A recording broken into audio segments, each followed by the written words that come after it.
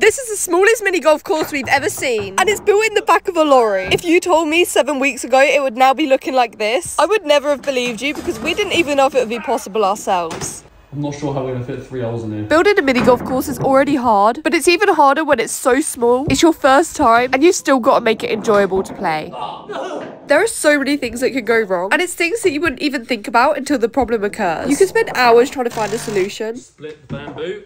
Nice. Just to end up using something completely different. But that's the best part about just figuring it out as you go. Who else would know you could paint a wall with fake grass? Oh, painting mini golf style. We spent weeks transforming this first trailer into the best it could possibly be. From designing, building, decorating, so much hard work has gone into it. And I think that's why we're so proud of how it's looking. We wouldn't have got this far without the support of you guys, giving us your suggestions and supporting us on these videos. Trailer 1 is so nearly complete, and we still got the biggest transformation to come yet. LED strips are going to illuminate each course. I'm so excited for how this is going to look, so follow along.